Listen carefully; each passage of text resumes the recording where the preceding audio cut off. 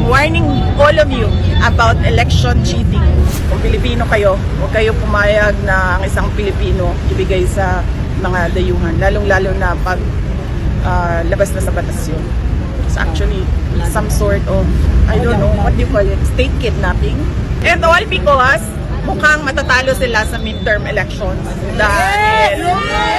dahil ang lakas ng vote rate sa 9 candidates ng PDP laban. At mag-ingat kayo ha, I warned you about the budget. I'm warning all of you about election cheating. Ang in charge at siya ang nagsasabi kung sino ang pwedeng pumasok at hindi pumasok. Kausap namin yung aming ICC lawyer and sinabi niya this has never happened before at sinabi niya na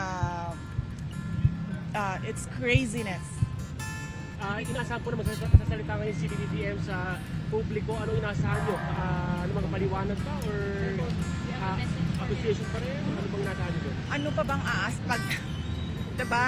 Nagbigay nga siya ng statement ng 20 pesos per kilo na bigas. So ano pa bang aasahan natin sa mga statements ng Pangulo? Nakikita naman natin kung ano yung ginagawa nila, na panggigipit nila. Hindi na tayo member ng ICC at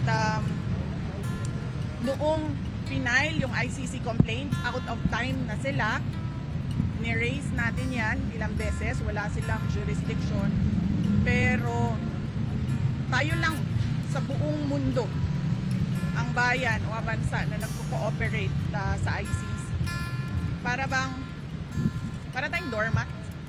The Philippines is like a doormat for other countries, not just the ICC. No? Kung sino man yung sumasamantala sa ating bayan. Yeah. Nakakalungkot dahil saan ka ba nakahanap ng bayan na yung kanyang citizen mismo ibibigay niya sa dayuhan. Nakakahiya bilang isang Pilipino. But were you able to talk to your dad? Kung ano po yung sitwasyon niya currently, kung bago siya umakyat at currently na nakaakyat na siya sa... Nagkausap kami kanina pero medyo choppy kasi yung signal dun sa loob kasi ginajam yung signal. Naintindihan ko lang naman sa kanya, sabi niya na wala tayong magagawa. Parang the way I say it, sabi niya, that's life, kaya sira-sira. But then I told him na some instructions on what to say and what to do. Pero sa totoo lang, dapat hindi talaga yan umalis ng bansa si President, former President Rodrigo Duterte. But on audits po, susunod po ba kayo? Yes, meron na pong arrangements kasi kailangan ko kausapin yung mga abogado doon kung saan man siya dalhin. Pupunta kami, ako, at pupunta yung mga abogado and doon kami mag-uusap kung ano yung mga gagawin. Tingin niyo ba tama yung naging proseso sa warrant of? Ay hindi talaga. Kasi nakalagay sa rules ng ICC, the defendant should be taken to a court, a local court. Dapat dinala siya sa korte. At yung proseso natin dito sa loob, yun yung masusunod para sa pag-implement ng What warrant. were your instructions to the former president? What were your instructions to your mother? About legal matters lang, no. So sinabihan ko siya na kung ano yung sasabihin at gagawin for his lawyer. Hindi, ano pong plano niyo? Bakit po kayo nagpunta dito? Gusto niyo po ba sanang makausap din si And then sinabihan ko din siya na huwag tumanggap ng pagkain siya katubig kahit kanino. I understand, nag-prepare sila ng go bag. Nag-usap kami kanina doon sa assistant handa ng go bag.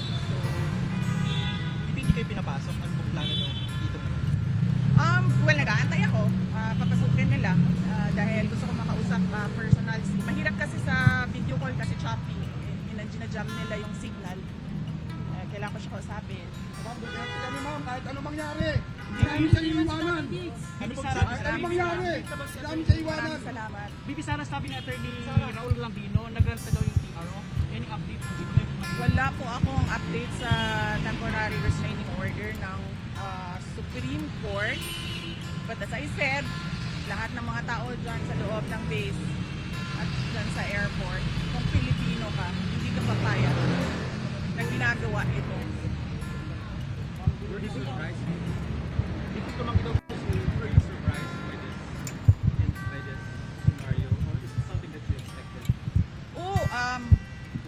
the moment that I was still in the cabinet when this was mentioned, and the moment that I talked to the Justice Secretary, and then I noticed that he had very vague answers. We already started to prepare, but I have a different set of lawyers than President Duterte, so we have a book about what to do and all the research materials about ICC. So that is what we did, and then we shared our drafted petition. We had two for me. We shared it with the team of PRRD. VP, I know this may be a sensitive question, but have you reached out to the President himself? No. Regarding the matter? No, Why not? because the way that they are doing it right now, there's no talking to the president. Because it's very easy for him to say, do not turn him over to the ICC. You can detain him here, wherever in the Philippines, but do not send him wherever the ICC says. You have a message to BBM.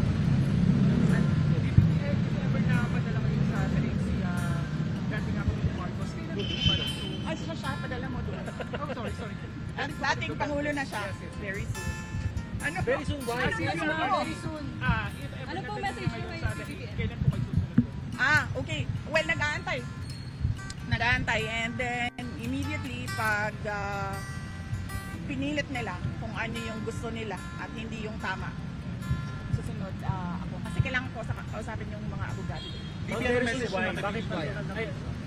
Ha? Bakit niyo po ba nagiging personal na po? Oo. Very personal. Nakikita nyo naman. Nakapile sila ng impeachment ng ang basis nila is hearsay and gossip. So, it's very personal. At sabi nga, ng lahat ng kumukwestiyon sa ginagawa ng administrasyon ngayon, this is a diversion from the failures to deliver good governance and decent public service to the Filipinos. Message po kay Wala akong message sa kanya. I don't think there's talking to a person who will allow a citizen to be turned over to foreigners. BP, can you confirm hindi pa kayo pinayagan pumasok or nakita nyo ng clearance? Hindi kami pinayagan. Ilang beses na kami na paalam, paulit-ulit. So, hindi kami pinayagan. Sara, bilang simpleng mamamayan, ano yung pwede namin magawa para kay Tatay Diggs? Accountability. Transparency and accountability from the government. Tinatanong natin kung anong nangyari sa PhilHealth. Diba? Tinatanong natin kung anong nangyari sa budget. Diba? Huwag nilang ilihis yung usapan sa mga gawa-gawa nila na mga akusasyon. What's your message to the critics of the former president saying that he had it coming? What's your message to the critics of your father that he had it coming? There is no legal basis at all to turn over or to endorse the former president to ICC. So, wala silang kung para sila sa justice at sa batas. Walang batas dito eh. So, nasaan sila? So, does that mean na parang he had it coming even if hindi sumusunod sa batas? Kaya nga sabi ko kanina, diba? Sabi ko, gagawin nila kung anong gusto nila kahit hindi tama. Gagawin nila kung anong gusto nila kahit